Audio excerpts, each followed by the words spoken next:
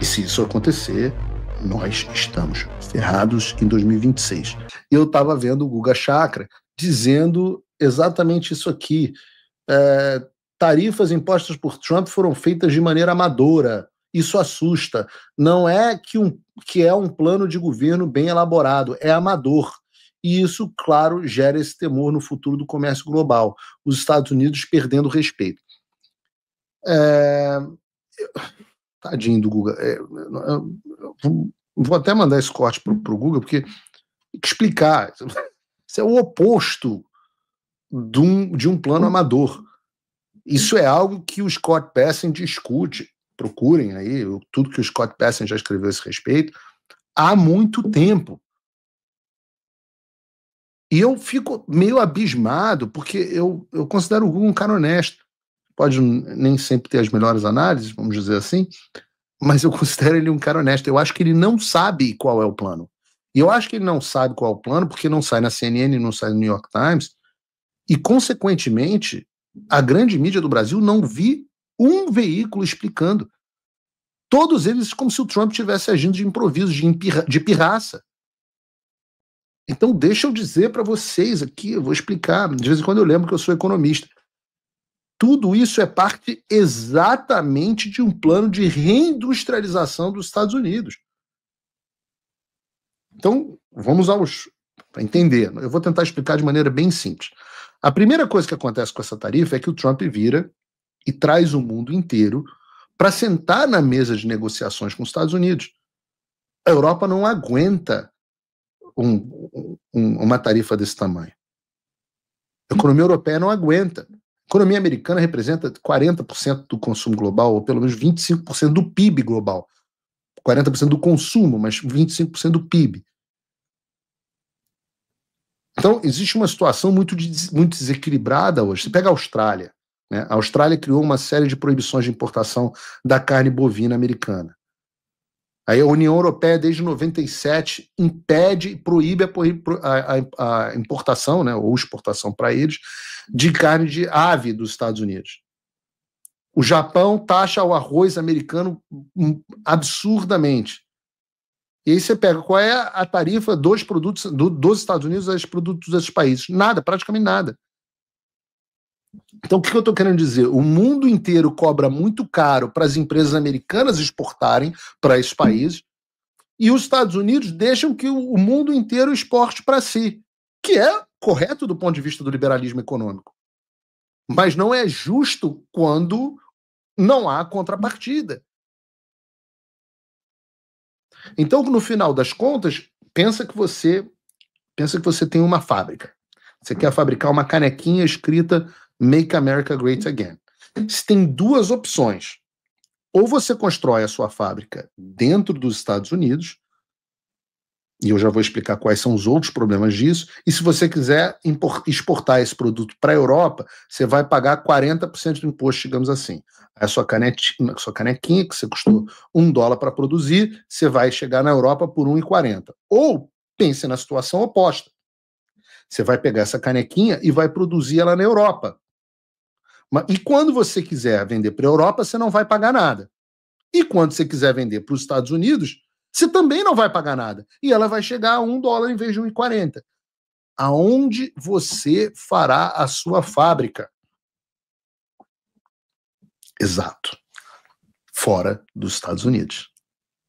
Compensa, então, você... Óbvio que a Europa não é o principal lugar... Então, no final das contas, compensa muito mais você produzir na China e no Vietnã e vender nos Estados Unidos com as tarifas baixas do que produzir nos Estados Unidos e vender para a China com tarifas altas. E você não precisa ser assim, nenhum mago. Você não precisa ter ido para o MIT para você entender que esse tipo de acordo beneficia todo mundo, menos os Estados Unidos. Então, essa é a primeira razão deste plano que não tem nada de improvisado. Então, agora, o que acontece? Os países vêm e falam assim, poxa, Trump, vamos negociar aí, pô. Eu baixo um pouquinho a minha tarifa, você baixa um pouquinho a sua. Vamos sentar na mesa de negociação. Qual é a consequência disso? Em vários desses países você vai encontrar uma redução das tarifas e as indústrias americanas vão se tornar mais competitivas. E mais indústrias vêm para cá, para os Estados Unidos. E eu já vou explicar a segunda razão. A segunda razão de quando você faz uma coisa dessas é que você enfraquece o dólar como moeda. E aí você pode pensar, Paulo, então o Trump quer que o dólar caia? O Trump está querendo enfraquecer o dólar? Poxa, mas não é bom para os Estados Unidos ter um dólar alto? Não. Porque, vejam, como os Estados Unidos têm a moeda que é utilizada no comércio global inteiro, todo mundo utiliza o dólar. Quanto mais comércio, mais demanda por dólar. Quanto mais demanda por dólar, quando sobe a demanda de alguma coisa, o que acontece com o preço dessa coisa? Sobe. Então, quanto mais comércio global, mais a moeda de comércio global, no caso o dólar, aumenta em relação às outras moedas do mundo. E a reserva dos outros países também aumenta, enquanto os Estados Unidos vão tendo déficits comerciais eternos. E os seus produtos ficam mais caros. Então, já é ruim você ter fábrica aqui nos Estados Unidos, porque você tem que pagar tarifa para exportar para os outros países, que você não paga para exportar para os Estados Unidos. Já é ruim por isso. Mas também é ruim porque a moeda deste país é uma moeda muito cara. Então, quando o seu produto, que é fabricado nesta moeda, no caso o dólar, é exportado para os outros países, ele chega caro. Faça um paralelo com a China, por exemplo. Ou com o Brasil. Se você quiser fazer uma fábrica no Brasil, o seu custo de produção vai estar em real. Seu produto vai ter um custo em real. É mais barato do que dólar. Então é ruim para a indústria de um país ter uma moeda muito valorizada. É mais caro você produzir em um local onde a matriz de produção é em dólar do que você produzir na China, em renminbi, ou yuan, ou você produzir no Brasil, em real, ou o que quer que seja. Então os produtos americanos ficam pouco competitivos. A China sabe tanto disso que a base da China ter atraído a indústria do mundo inteiro para ela é que ela fez uma desvalorização pesada na moeda. O Paulo Guedes, do Bolsonaro, fez isso também no Brasil, desvalorizou o real propositalmente para tornar os produtos brasileiros mais competitivos. Ou seja, se você enfraquece o dólar, essa diferença diminui e os produtos americanos se tornam mais competitivos. Então vocês entendam, é parte de um plano de reindustrialização dos Estados Unidos. Agora você pegue isso e some ao resto do plano, porque as tarifas fazem parte de um plano nada improvisado, Guga, mas um plano integrado. Porque junto a isso você tem uma energia barata, a política do Drill Baby Drill, onde você tem energia barata nos Estados Unidos. Energia é sempre um dos maiores custos de produção, derruba o preço da energia. Os Estados Unidos basicamente estão voltando à autossuficiência energética no próximo ano.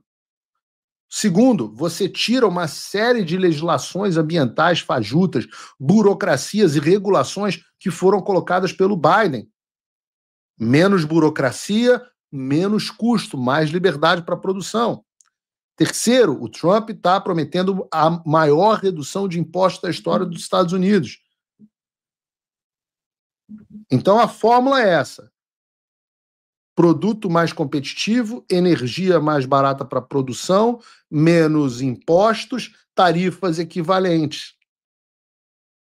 Há um outro componente, que é o componente da incerteza, a tal da ambiguidade estratégica do Donald Trump, que faz com que uma pessoa que não está muito acostumada ao mundo dos negócios, a questão de estratégia, etc., ela fica assim, isso é improvisado, porque toda hora ele muda. Não, ambiguidade estratégica é uma ferramenta de incentivo.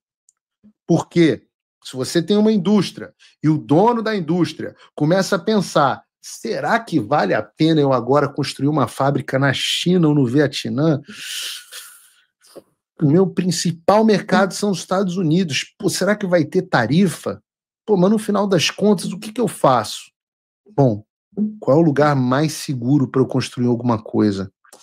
São os Estados Unidos. Isso faz com que fábricas saiam dos outros lugares e migrem para os Estados Unidos. Tudo isso é um plano mais do que discutido. Eu fico assim, perplexo que ninguém tenha parado para dar essa explicação que eu estou dando aqui. Ninguém, não vi em lugar nenhum.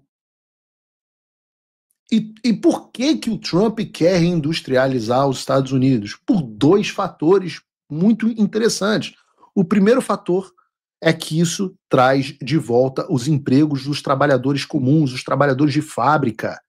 Aqui nos Estados Unidos a gente chama de blue collar, que é o colarinho azul, porque você diz que você tem os empregos de colarinho branco, que são os executivos, que usam camiseta branca, e os empregos de colarinho azul, que são as pessoas que trabalham com aquela camiseta meio Homer Simpson, que por um acaso é branca, mas eu quero dizer, né, aquela camiseta de manga curta e gola azul. Né? Foi muita moda no Brasil também, que se chama de trabalhador blue collar. E o eleitor do Trump é esse homem comum. Os Estados Unidos se tornaram o país que se tornaram graças aos trabalhadores comuns, ao Homer Simpson, que trabalhava dentro de uma usina, trabalhava dentro de uma fábrica, com isso tinha um bom emprego, tinha ali um plano de previdência, comprava a casinha dele, o carro dele e vivia o sonho americano. Os empregos das indústrias. Vem o processo de globalização, o fim da história, agora todo mundo, os Estados Unidos, o triunfo do liberalismo, deu muito certo. As empresas conseguiram produtos muito baratos.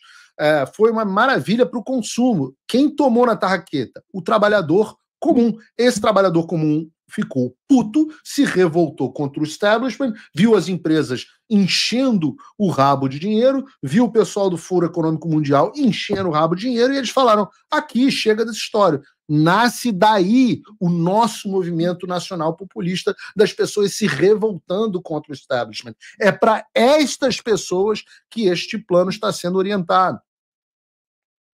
Vejam, o tamanho da desindustrialização inacreditável dos Estados Unidos. Tem um gráfico que eu quero... Bota esse gráfico para mim, Bruno, por favor. Mas até quem acha que foi uma boa ideia para o Oswaldo Eustáquio divulgar o vídeo do Talhaferro, até se você tivesse QI ali na faixa de 85, você vai entender esse gráfico. Vejam, esse aqui é o percentual de empregados americanos do setor de indústria. Vejam, pensem nos Estados Unidos na época do sonho americano, na década de 60, 50. Vejam, 30% dos trabalhadores americanos estavam empregados na indústria. Vejam como isso cai ao ponto de hoje, antes eram 30 em 100, hoje são menos de 9 em 100 empregados na indústria. Toda essa escadinha que você está vendo são empregos que desapareceram do setor de indústria nos Estados Unidos. Com a volta das indústrias, a gente tem classe média mais forte e um eleitorado republicano feliz. Esse é um aspecto, mas ele não é o principal. Qual é o segundo aspecto desse plano mirabolante? O segundo aspecto é o de segurança nacional. Trazer fábricas de volta aos Estados Unidos ganha guerra. Garante que os Estados Unidos estejam seguros. Vejam, a América só ganhou a Segunda Guerra Mundial porque aqui se produzia tudo o que era preciso para o esforço de guerra, enquanto o Japão e a Alemanha não conseguiram dar conta da magnitude da produção da indústria americana da década de 40. Onde está toda essa indústria hoje? Na Ásia. Os Estados Unidos não tem mais indústria naval, não tem mais indústria metalúrgica, não tem mais indústria de microchip. Não tem, o país se tornou absolutamente vulnerável. Não tem petróleo, porque isso sempre foi. Vejam, esse gráfico é importante, porque se vocês forem ler os livros até os livros do... Como é o nome dele? Estão ali, Christopher Steele, não? Daqui a pouco eu pego aqui. Você vai ver que era um plano dos soviéticos a desindustrialização americana. Os soviéticos desesperadamente queriam que os Estados Unidos deixassem de ter uma indústria pujante. Toda essa história de aquecimento global, mudança climática, etc., isso vem de infiltração soviética para que os Estados Unidos tivessem uma energia pouco competitiva. Toda essa ideia, a infiltração, mais do que documentado, a infiltração dos sindicatos nos Estados Unidos, que tornavam mais difícil para as empresas contratarem, e as empresas começaram a ir para o Japão. Tudo isso é documentado. Então, há um plano muito claro para que os Estados Unidos não dependam de outras nações, para que os Estados Unidos não estejam mais vulneráveis em termos de segurança nacional. Indústria é guerra. Agora, poxa, Paulo, você é tão inteligente assim, poxa, por que o Trump não fez antes, etc. Não é um plano sem risco. Por quê? Porque menos comércio também significa necessariamente menos crescimento econômico. Pelo menos no curto prazo e da maneira como as economias são organizadas hoje. E é por isso que a Bolsa Americana está caindo, é por isso que o custo de alguns produtos vai subir, até que você veja essa reorganização global, essa nova ordem econômica mundial. Qual é a aposta do Trump? É que tomando essas medidas agora, no ano que vem, que é um ano das eleições legislativas midterm, né, que é quando você elege parte do Congresso de novo, nós tenhamos uma economia pujante como nunca antes. É uma aposta. E é uma aposta difícil. Porque até o momento isso não tem tirado a popularidade do Trump. Nos institutos de pesquisa, já trouxe aqui, ele continua com a alta popularidade. O Partido Democrata está com uma das piores aprovações na história, mas se a economia não reagir rapidamente e o suficiente e ficar de fato pujante no ano que vem, como nunca antes se viu, ou pior do que isso, se houver algum crash econômico, né? Economia, eu brinco sempre comparando com a medicina. Às vezes você tem um efeito colateral que leva o paciente ao colapso. E se isso acontecer, nós estamos ferrados em 2026. Então, essa aposta é tudo, Guga, menos uma aposta improvisada ou atrapalhada. Ela é uma aposta grande, pensada e ousada.